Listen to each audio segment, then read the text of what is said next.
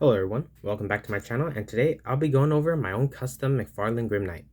But before I continue, I'd like to say that my inspiration for my customs came from two main YouTubers, Bones and the Necro Zoo, and also Project Piper Customs. I'll leave links in the description below in case you want to check out their own Grim Knight customs. But with that said, let's get right into it. Starting off with articulation, the Grim Knight's head is able to have 360-degree rotation. However, because of the scarf piece that I put on him, he's only able to look this far to the sides. However, he's still able to look up, look down, and he still has head tilt as well. Moving on to his shoulders, the Grim Knight's shoulders and arms go about this high up, and each have bicep swivel. His arms are double jointed and go about this far, past 90 degrees, and his wrists are on ball joints that allow for horizontal and vertical hinge. However, because of the wrappings that I put on his hands, I preferred to put them in a vertical hinge position, just so that way he could hold his weapons more easily, and also for different stances. Moving on to his torso, the Grim Knight has torso articulation, allowing him to have 360-degree rotation, and he has the diaphragm joint that allows him to go this far forward and this far back, in tandem with the torso joint. Moving on to his legs, the Grim Knight's legs, at least his left leg, is able to kick up this high, much high. His right leg is able to kick this far high, this far back on his right, and this far back on his left. Both his legs are double jointed, and his feet are able to go this far high, this far down, pivot, and also both have toe articulation. Moving on to accessories, the Grim Knight comes with his own DC Multiverse stand and also trading card. Here's the front of the trading card. And here's the back of the trading card. Pause now if you want to read the description. Continuing with accessories, the Grim Knight comes with an SMG, a grenade launcher, and also a backpack piece that comes with various weapons such as a machete, an AK, and various assault rifles. Moving on to sculpt, I'll be going over the Grim Knight sculpts and also my own custom additions to it. First off, you can definitely tell that I added some wrappings around his forearms, his wrists, his face, and also his upper arms. For the face and the balaclava or even scarf look, I used some sports bandage that was colored in black to give him that scarf look. I also applied this to the upper arms just to add a little bit more detail, and also I used some elastic rubber bands, or at least bands, around his wrists and his forearm just to add more of a tactical wrapping look to it. I also colored his wrists, or at least his knuckles as well on his wrists, just to bring out that more detail of dangerousness and also him being tactical and equipped. Originally, much of his bandoliers and also his holsters were all molded black plastic, so there was very little detail and also very little coloring of differentiation between them. So, all the pockets that I've colored, such as the green and the brown, and even the areas that have some dry brushing on it, are actually applied, and so that way there's more differentiation between the figures.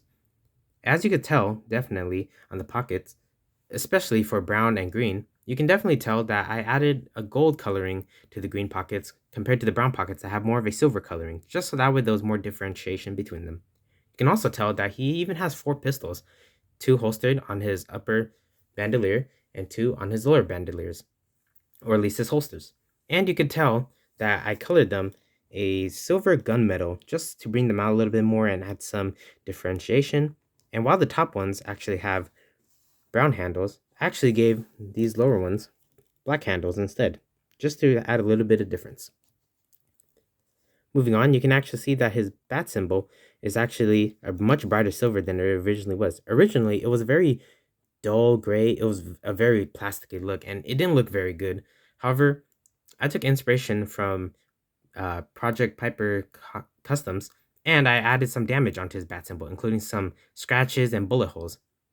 And you may be wondering how I was able to get like this weird look to the bat symbol. However, this was actually an accident. Originally, I was actually spray painting the bat symbol by putting some tape around it, and I was sealing it with the sealer. However, something had gone wrong with my sealer, and it gave off a really I guess, a rotten gold or yellow look to it. And as I was scraping it off, a lot of it didn't come off, and it left this weird residue look on many parts of the bat symbol, such as up here. It gives like a dirt look to it that has it like really stuck, and it looks really weird.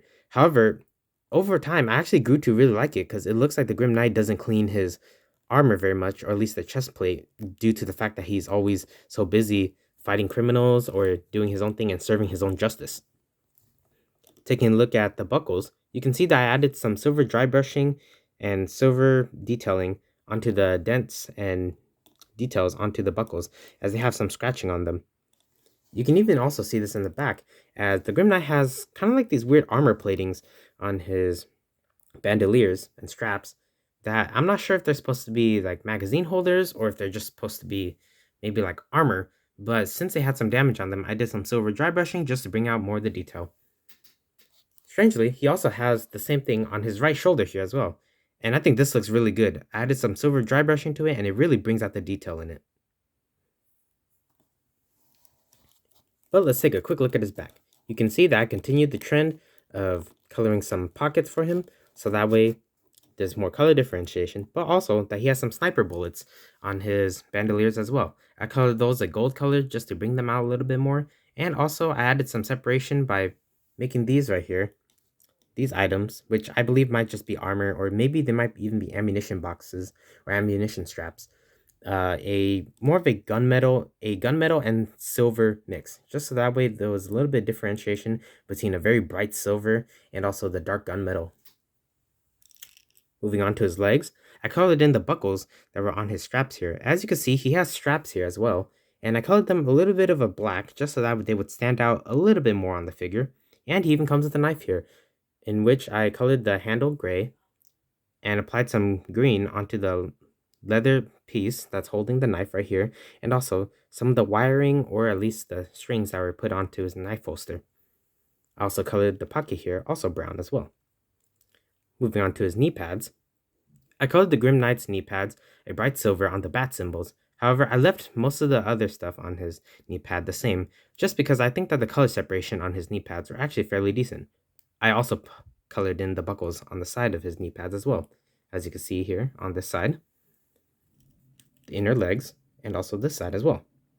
Moving on to his boots, I also painted many of the areas here gold, just to bring out more of the textured look onto his boots, as if like he's been having either creations of different styles of boots, or even if he's customizing his own boots as well. However, other than that, I didn't do anything else different to his legs. However, one thing that differentiates from the original figure is that for his lower bottom half, I actually separated it from the Grim Knight and actually sprayed on a matte finish onto it, just so that way it gives more of that military and militaristic tactical look to it. As before, his pants were sort of a glossy black color that kind of threw off the overall like tone and vibe of the figure. For his size comparison, here's the Grim Knight next to the Flashpoint Thomas Wayne Batman and the Three Jokers Batman. For a villain side comparison, here's the Grim Knight next to the Three Jokers Clown and also my own custom Rebirth Joker. For another villains comparison, here's the Grim Knight next to the Mcfarlane Arkham Knight Scarecrow and also the Mcfarlane Sky Tyrant Batman Who Laughs. For a Marvel Legends comparison, here's the Grim Knight next to my own custom Kit Bash Paladin and also the Marvel Legends Vulcan. And for a custom comparison, here's my custom Grim Knight next to my custom Red Hood and also custom Murder Machine. And now here's a small peek at the Grim Knight's arsenal. Starting off with the SMG, you can see that I added some silver coloration to many parts of the SMG just to give it a little bit more differentiation. Originally, this was all molded black plastic only, so there wasn't much color or even differentiation throughout the SMG. As you see here, to many knobs, I added silver coloration to it. But you can also see here that I added a gunmetal coloring onto these knobs specifically here, just so that way it looks more apparent.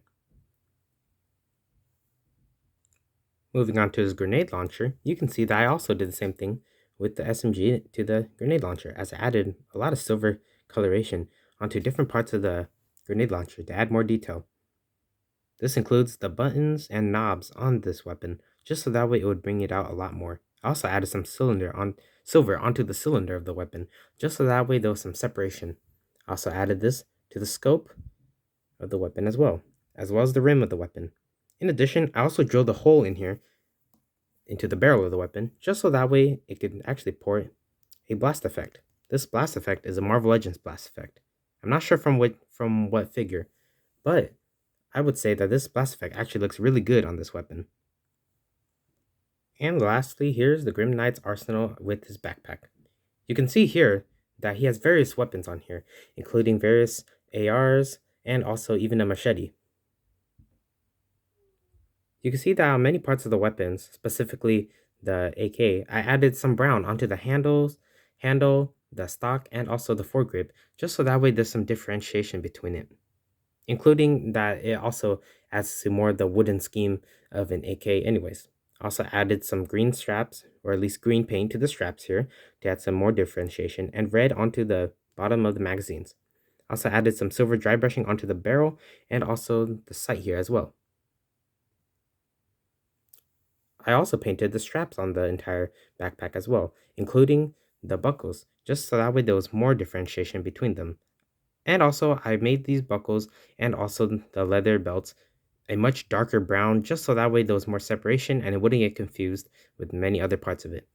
As shown here, I used a lighter brown for the stock of the AK, so that way it wouldn't get modded in or completely absorbed by the leather straps. You can also see here that there's even a machete in the Grim Knight's arsenal, and while almost basically none of these weapons are removable at all, and it's a completely single backpack piece, I did also paint the machete here, and I painted it a very bright silver so that way there's separation between this weapon and the AK right here. For this weapon, I merely did a silver dry brushing along the weapon just to bring out many aspects of the detail, such as the stock and the magazine, and also the handle as well.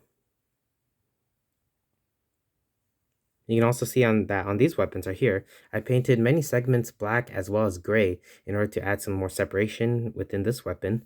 And I added also a green strap right here that's holding a cluster of either flashbangs or other grenades. For a better view of the other weapons here, there is a weapon that the Grim Knight's holding here, and I added red onto this weapon just to add separation between it. I put red on the foregrip, part on the magazine, and also the handle and stock, just so that way it looks more different from the other weapons. And lastly, the weapon that's lost in there, specifically here and here, as you can see from the different barrel, I colored merely a gunmetal silver, just so that way it was slightly different from the others as well. However, upon looking at it now, it is slightly harder to see amongst all the other weapons. And that's it for my showcase of my custom Mcfarlane Grim Knight.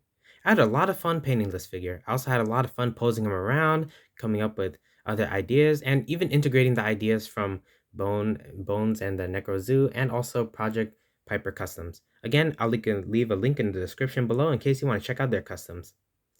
Well, that's all I have for you today. I've been Figuristic Productions, and I'll see you all in the next one.